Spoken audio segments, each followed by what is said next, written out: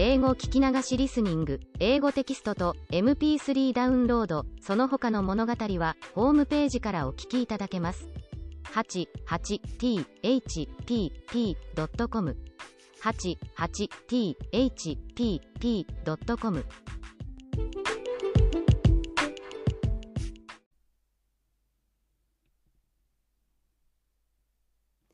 Hi, this is your host, Hidemi Woods. I read an episode from my book, An Old Tree in Kyoto. Today's episode I'm reading here is called A Match. This is about one of the earliest memories of my childhood.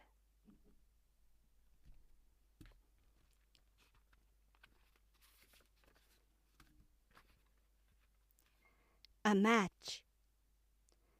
The house where I spent my childhood was very old. Half the floor in it was bare earth, and my family lived like in the way of the Wild West. With our shoes on, we walked around the house and ate meals. It was all right to throw away the rest of a drink from a cup directly onto the floor. My father used to smoke. When he smoked, he would light a cigarette with a match and toss the match to the dirt floor. It burned itself out. That is probably my earliest memory. I remember a thrown match was burning out on the floor, and I said, "Ah." According to my parents, I uttered, "Ah," every time my father threw away a match, as if I didn't approve it. And my tone was always tinged with disappointment. I guess I was already cheap as a child and couldn't bear a thing to be thrown away after just one-time use. I was nagging at my parents about everything all my childhood, and even my earliest memory is something critical about my parents. No wonder we've been on bad terms for such a long time.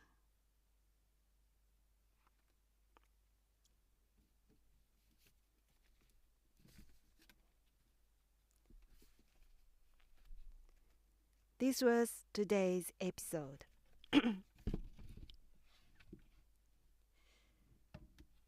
I have a good memory about my childhood, and I remember quite a few childhood happenings, incidents,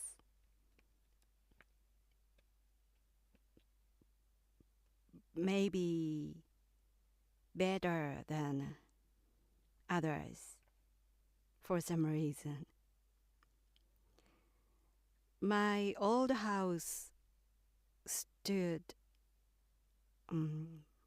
for more than 100 years, and my family had lived in there until it was destroyed and rebuilt when I was 9 years old.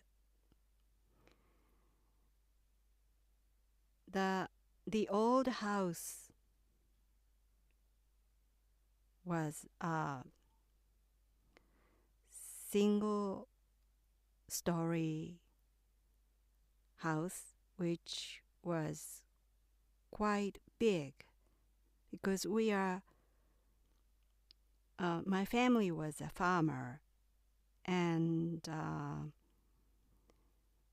in those days, farmers lived in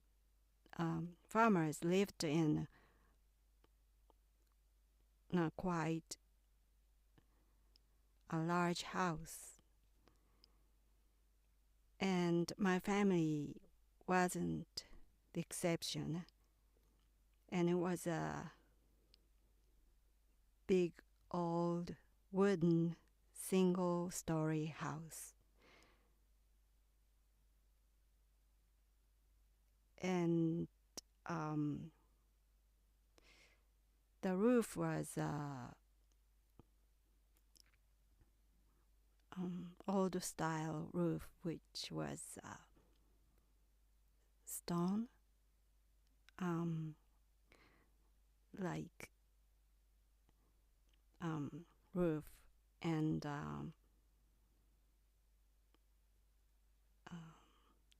the inside of the house was really interesting. It had an interesting interior. Basically, everything was so old. And of course, it had some renovations from time to time during those 100 years history. But it almost looked shabby all over. And the half of the house had the earth floor, the dirt floor. And we usually Japanese people get into a house with their shoes off.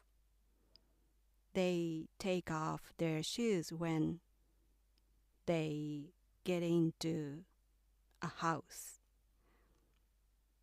It was a normal custom of Japanese people, but my house was had half dirt floor, so we got into our house without taking off our shoes. We just continued to walk on to the house, and that floor wasn't even. It was uneven, really bare dirt floor, and it had small marbles or stones everywhere. So when I ran into the house, I often tripped one of those marbles and fell. I scraped my knees inside the house back in those days. And on that earth floor, there was a dining room of my family and the kitchen, but most of the space was used as the passage and the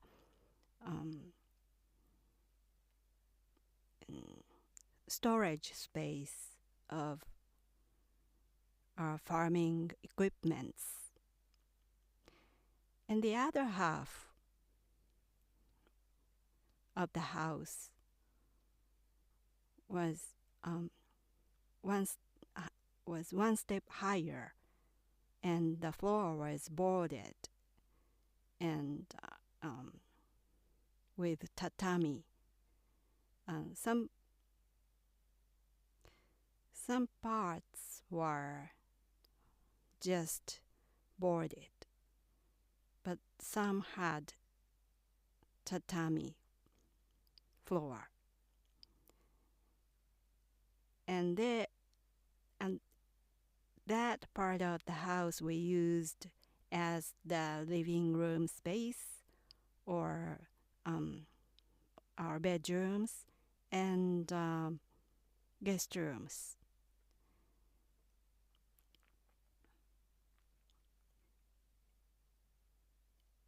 And although that was boarded tatami floor, we didn't have any passage or hallway. The rooms were connected itself. The rooms were, every room was side by side. So when we moved around, inevitably we had to cross the other room. And so basically there was no privacy or our own room or those private space was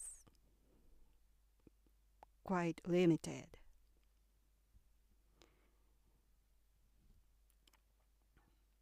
And the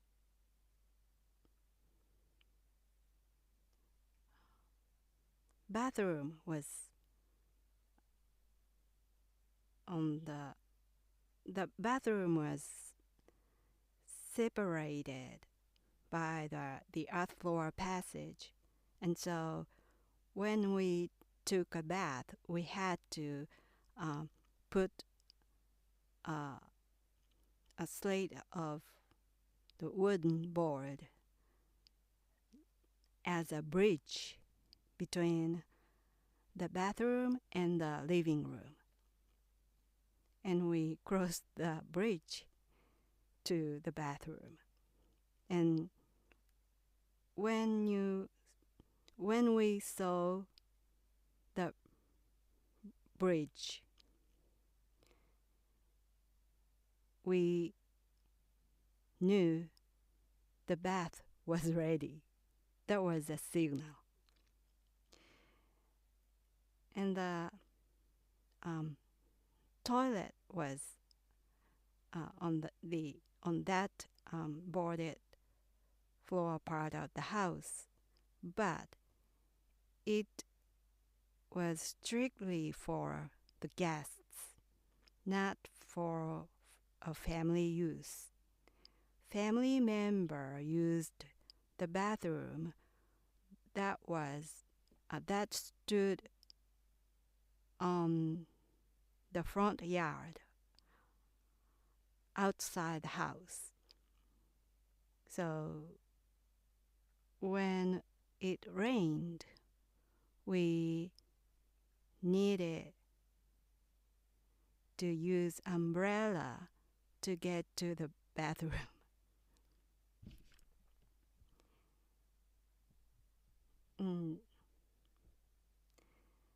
And I lived, the area where I lived was so rural, and there was no need to lock the house.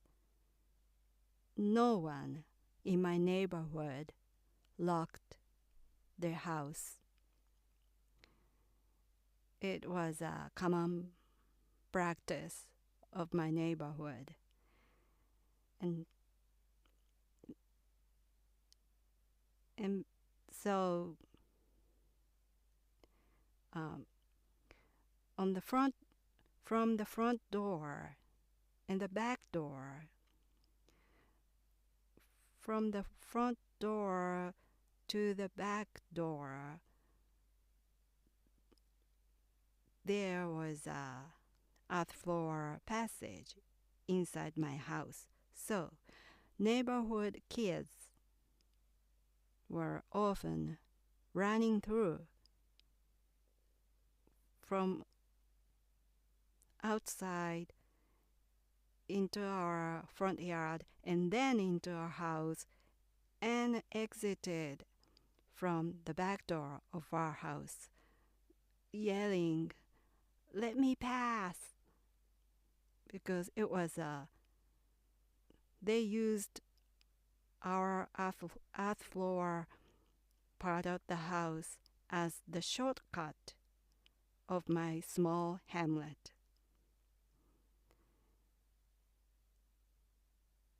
So I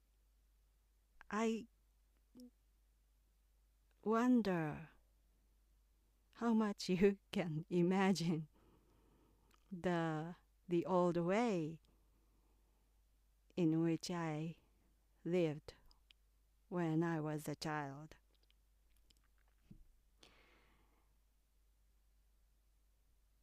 And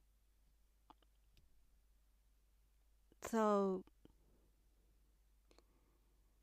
a match was a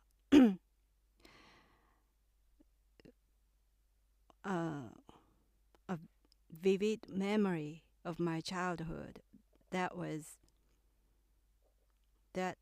burnt out on the earth floor like used fireworks. And I think I didn't approve it to approved that my father threw away. Only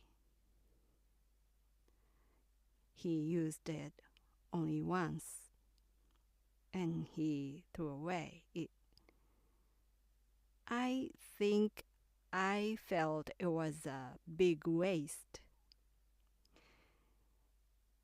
And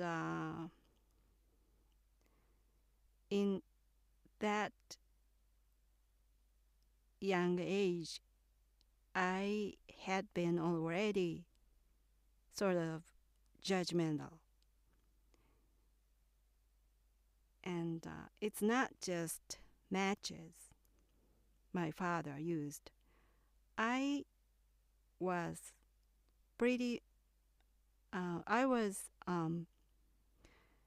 critical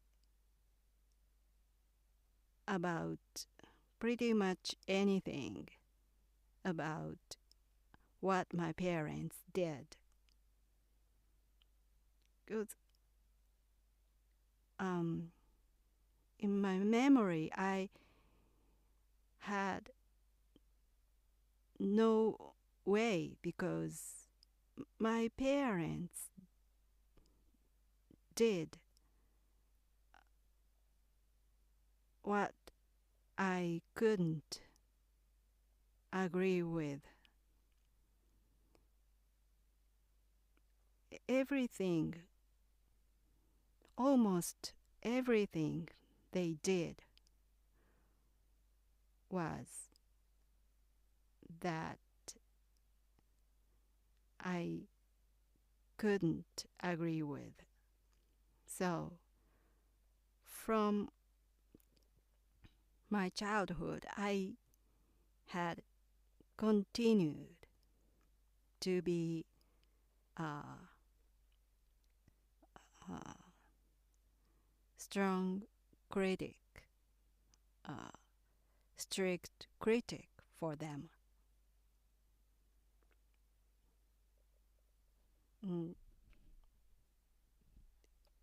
And even after we rebuilt the house and it became a brand new house, and even after that even after we moved in the brand new house at the same spot where the old one stood, I couldn't stop criticizing my parents because they kept doing what I couldn't agree with. So I just had continued to criticize my parents until I grew up, and as I grew older, the stronger my criticism became. And maybe that was one of the reasons I left home, besides I chose to become a musician. Maybe I couldn't live with my parents any longer. And even after I left home, my parents, every time my parents contacted me, such as through phone calls or letters, their contacts were also still what I couldn't agree with. So every time we contacted, we ended up quarreling, fighting each other. So I gradually had become distant from them. We had drifted away each other, and lately I haven't seen them in years. So my parents and I now are completely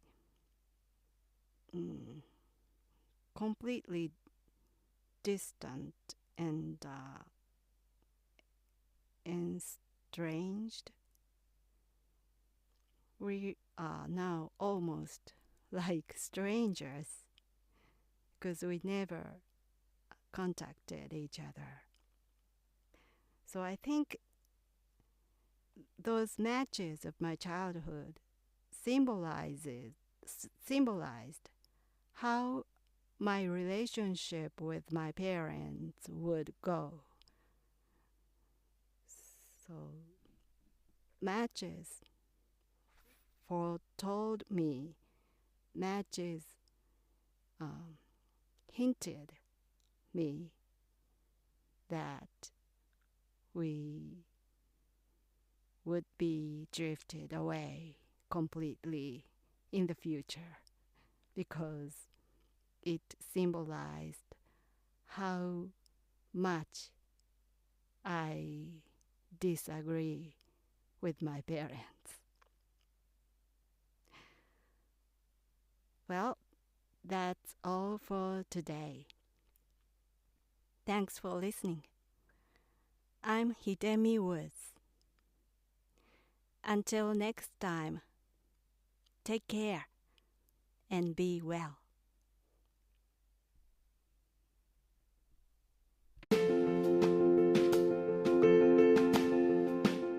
Audiobook, The Family in Kyoto, One Japanese Girl Got Freedom by Hidemi Woods on sale at online stores or apps.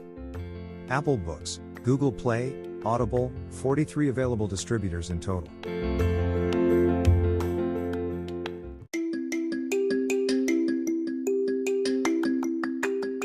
Audiobook, Japanese Dream by Hidemi Woods on sale at online stores or apps.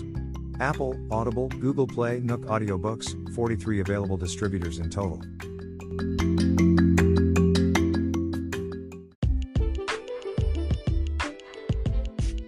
英語聞き流しリスニング、英語テキストと MP3 ダウンロード、その他の物語はホームページからお聞きいただけます。